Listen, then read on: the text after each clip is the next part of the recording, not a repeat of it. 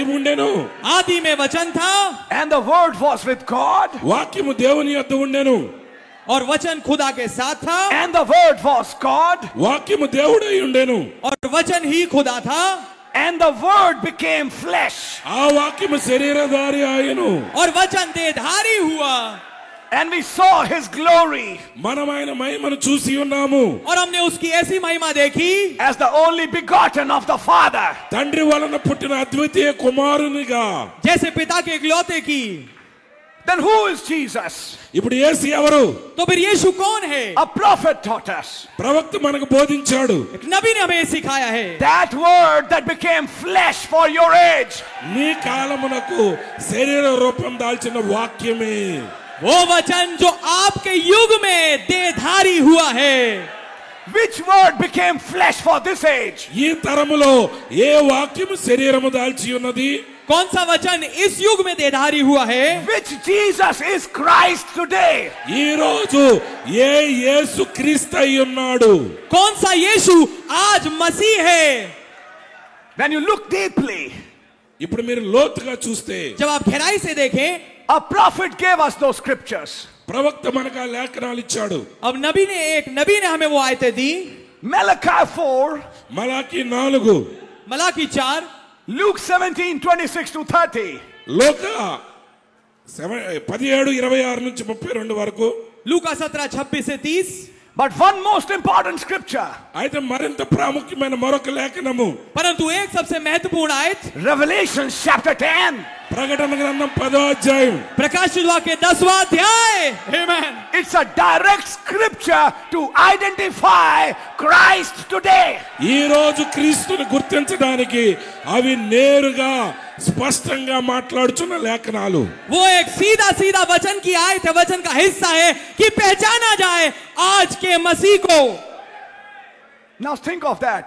దాని గురించి ఆలోచించండి अब सोच के देखिए इसके विषय में And I saw another mighty angel నేను మరొక బలిష్ఠుడైన దూతను చూచితిని और मैंने एक और बलि स्वर्गदूत को देखा come down from heaven, పరలోకం నుండి దిగి వచ్చెను जो कि स्वर्ग से नीचे उतर रहा था clothed with a cloud.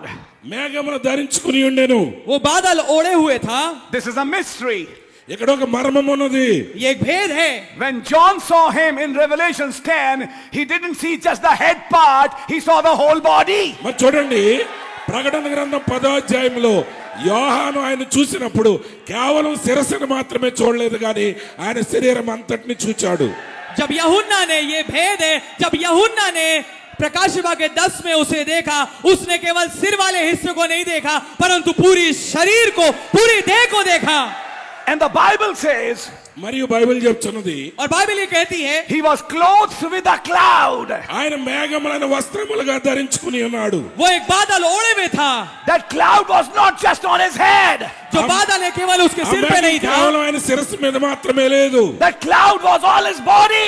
కానీ ఆ మేఘం ఆయన శరీరం అంతటి మీద ఉన్నది वो बादल उसके पूरे शरीर पे था The same cloud that covered the head was the same cloud that covered the body. మేఘమును కప్పి ఉన్నదే శిరస్సును కప్పి ఉన్నదే మేఘము ఆయన శరీరం అంతటిని కూడా కప్పి ఉన్నది वो बादल जिसने उसके सर को ढांपा जो सर पे था उसने पूरे शरीर को ढांपा था No, he only saw the head part. కేవలం ఆయన ఆ శిరస్సు మాత్రాన్ని చూపిస్తున్నాడు Sorry, now you are wrong. ఒకవేళ అలా అంటే మీరు తప్పు చేస్తున్నారు नहीं उसने केवल सिर वाले हिस्से को देखा माफ कीजिए अब आप गलत हैं Because the Bible says ఎందుకంటే బైబిల్ చెప్తున్నది क्योंकि बाइबल ये कहती है 1 foot on land and 1 foot on ఒక the sea. పాదము భూమి మీదను ఒక పాదము సముద్రం మీద ఆయన పెట్టి ఉన్నాడు एक पांव पृथ्वी पे और एक पांव समुद्र पे He saw that Christ from head to the toes. ఆ క్రీస్తుని శిరస్సు నుండి పాదముల వరకు చూశాడు उसने उस मसीह को देखा सिर से लेके पैर तक के Only the feet part was bare. కేవలము ఆ పాదముల భాగం మాత్రమే మేఘము లేకుండా ఒట్టిగా కనబడుతుంది केवल जो पैर वाला हिस्सा था उस पे कुछ नहीं था वो उघाड़ा हुआ था And it was looking like pillars of fire. అది అగ్ని స్తంభముల వలె కనబడుచున్నాయి ఆయన పాదాలు और वो आग के खंभों की मानंद दिख रहा था So John saw the cloud, he saw the pillar of fire.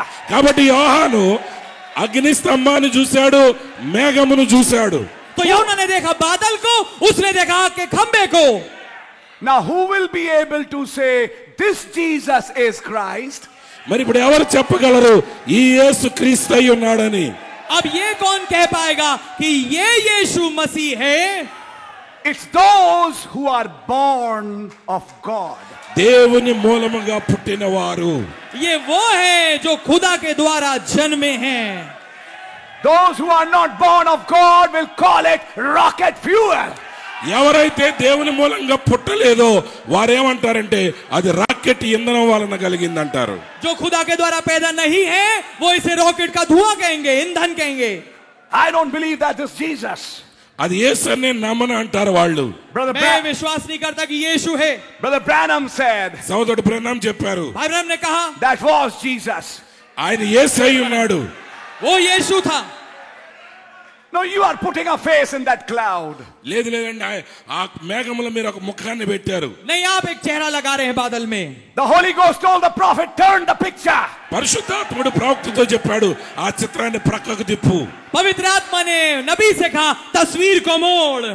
And he saw the face of Christ. అతను క్రీస్తు యొక్క ముఖమును చూచాడు అందులో. और उसने मसीह के चेहरे को देखा. No, it was not Hoffman head. లేదు అది హాఫ్మెన్ శిరస్సు కాదు అది. नहीं, ये हॉफमैन हेड नहीं था. Brother Branham said it was Hoffman head like. మరి ఆయన అన్నాడు హాఫ్మెన్ శిరస్సు వలే ఉన్నది అన్నాడు ఆయన. भाई ब्रैनम ने स्वयं कहा ये हॉफमैन के हेड जैसा, सिर जैसा लगता है. Are you listening, brother? సోదరుడు వింటున్నావా? क्या आप सुन रहे हैं भाई? So that is not a psychology. కాబట్టి అది ఒక మానసిక శాస్త్రం కాదు. कोई ये साइकोलॉजी नहीं है, मानसिक चीज नहीं है. Now sit down. It's very interesting. సరే కూర్చోండి, చాలా ఆసక్తిగా ఉన్నది ఇది. बैठिए, बहुत दिलचस्प है ये. Amen. John could see the spirit of Antichrist. No, sorry, please don't be offended, but I'm not targeting anybody. చూడండి, నేను ఎవరి గురించి మాట్లాడట్లేదు, అభ్యంతర పడొద్దు నేను మాట్లాడే మాటను బట్టి. यूहन्ना देख रहा था मसीह विरोधी का आत्मा, माफ कीजिए, ठोकर मत खाइएगा क्योंकि मैं किसी को निशाना नहीं बना रहा. But I'm trying to bring to you the Bible principle. అయితే బైబిల్లో ఉన్న నియమాల్ని మీ ఎదుటికి తీసుకురావడానికి నేను ప్రయత్నిస్తున్నాను. पर मैं आपके पास बाइबल का सिद्धांत लाने की कोशिश कर रहा हूं. In chapter 4 he says, 4వ అధ్యాయంలో ఆయన చెప్తున్నాడు, चौथे अध्याय वो कहता है, beloved, believe not every spirit. ప్రియులారా ప్రతి ఆత్మను నమ్మవద్దు, प्रिय हर एक आत्मा विश्वास मत करो, but try the spirits. అయితే ఆ ఆత్మలను మీరు పరీక్షించండి, परंतु आत्माओं को परखो whether they are of God. అవి దేవుని సంబంధమైనవో కావో పరీక్షించండి. कि वो खुदा की ओर से है या नहीं. Because many false prophets are gone out into the world. ఎందుకనగా అనేకమైన అబద్ధ ప్రవక్తలు లోకములోనికి బయలు వెళ్ళి ఉన్నారు. क्योंकि बहुत से झूठे भविष्यवक्ता जगत में निकल खड़े हुए हैं. How do we know that, brother? సోదరుడు అది మేము ఎలా తెలుసుకుంటాం? हम कैसे जानते हैं भाई इसे? Verse 2. दूसरी రెండవ आयत. వచనం, Hereby know ye the Spirit of God.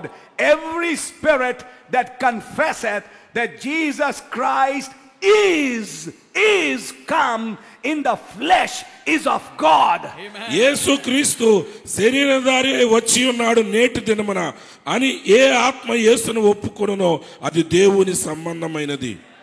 खुदा का आत्मा तुम इस रीति से पहचान सकते हो, जो आत्मा मान लेती है कि यीशु मसीह शरीर में होकर आया है वो खुदा की ओर से है.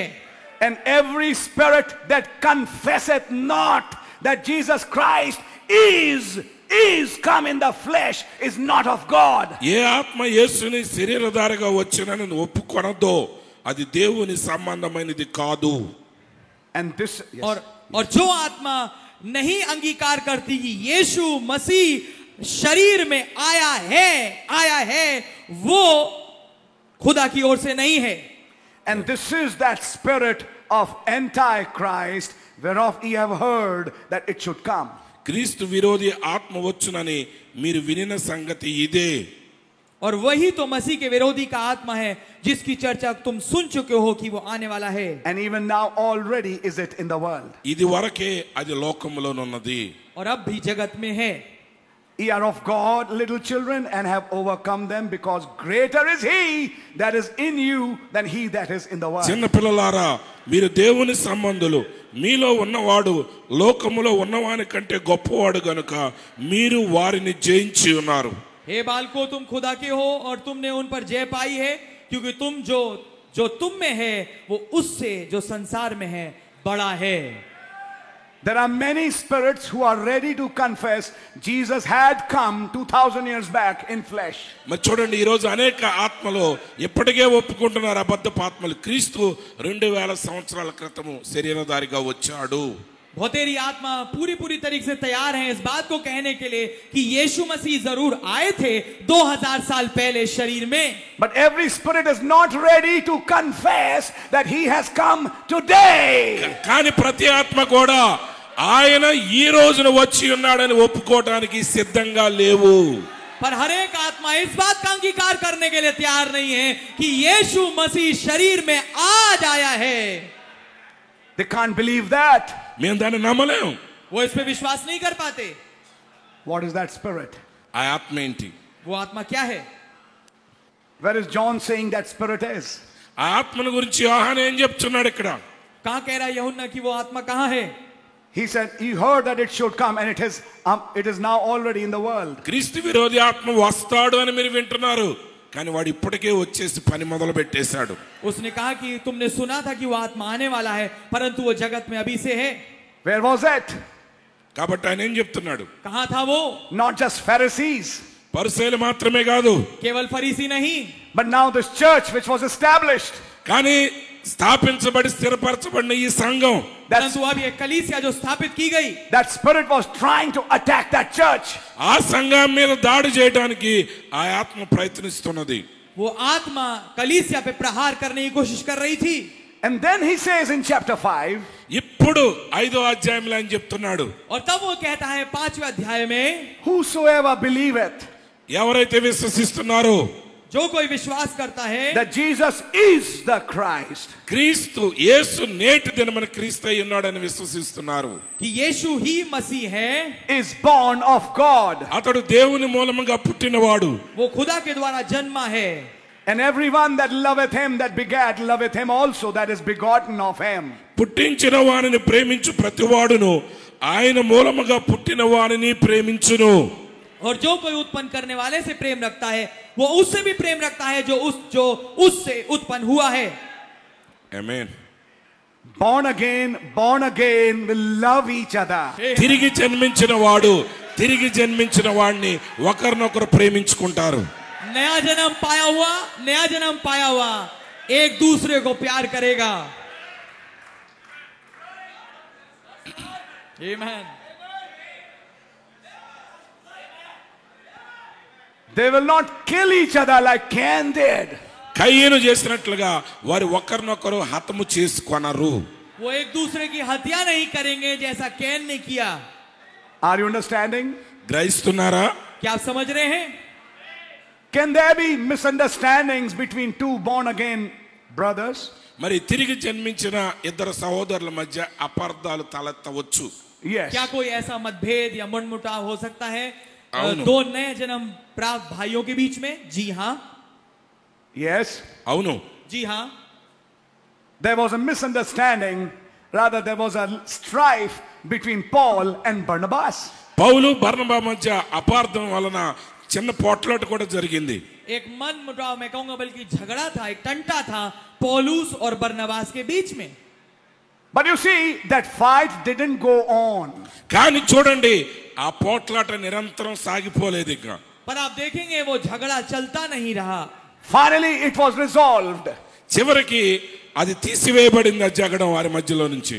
आखिरकार उसका एक सुलझाना हो गया. And they were brothers again. మరలా వారు సహోదరులు అయిపోయారు. और वो फिर से वापस भाई बन गए. The fight was regarding one man called John Mark. మరి జాన్ మార్క్ అనే వ్యక్తిని గురించి వారు పోట్లాడుకున్నారు. जो मुद्दा था वो एक भाई को लेके था जिसका नाम था John mark. But later on, కానీ తరువాత Paul calls John Mark. పౌలు జాన్ మార్క్ ని పిలిచాడు. पर बाद में पौलुस खुद जॉन मार्क को बुलाते हैं and said he's profitable to the ministry. మరి పరిచర్యకు అతడు ప్రయోజనకరమైన వాడని చెప్పాడు. और वो ये कहते हैं कि वो सेवकाई के लिए लाभदायक है. So you find that things were resolved. కాబట్టి మీరు అక్కడ చూస్తున్నట్లయితే ఆ పోట్లాట పరిష్కరించబడింది. तो आप ये पाते हैं कि चीजों को समाधान निकाल लिया गया. Brother Branham said, సోదరుడు బ్రహ్మం చెప్పారు, भाई ब्रह्म ने कहा, in my family there are fights. నా కుటుంబంలో కూడా పోట్లాట్లు ఉన్నాయన్నాడు ఆయన. मेरे परिवार में झगड़े होते हैं, But at the end of the day we are still Branhams. అయినప్పటికీ చివరికి వచ్చేసరికి మేమందరము బ్రహ్మములమై ఉన్నాము. पर दिन के खात्मे पे हम सब एक ब्रैनम्स हैं. And we all sit at one table to eat at that table. మనందరం కూడా ఒకే బల్ల దగ్గర కూర్చుంటున్నాము ఆ బల్ల మీద భుజించడానికి. और हम सब एक साथ एक मेज पे बैठते हैं ताकि उस पे बैठ के वहां भोजन करें. So you see, those issues are resolved. కాబట్టి ఆ చిన్న చిన్న గొడవలన్నీ పరిష్కరించబడ్డాయి. तो आप पाएंगे उन तमाम मुद्दों का, उन तमाम मतभेद के कारणों को सुलझा लिया जाता है. But you find కానీ మీరు చూస్తే पर आप ये पाते हैं the issue between Cain and Abel was never resolved. కయ్యను హేబేలు మధ్య గొడవ ఎన్నటికీ పరిష్కరించబడలేదు. అది जो मुद्दा कैन और हाबिल के बीच में था उसका कोई समाधान कभी नहीं निकला. The issue between the two kinds of seeds have never been resolved. కాబట్టి రెండు రకాల విత్తనాల మధ్య ఏర్పడిన పోట్లాట ఎప్పటికీ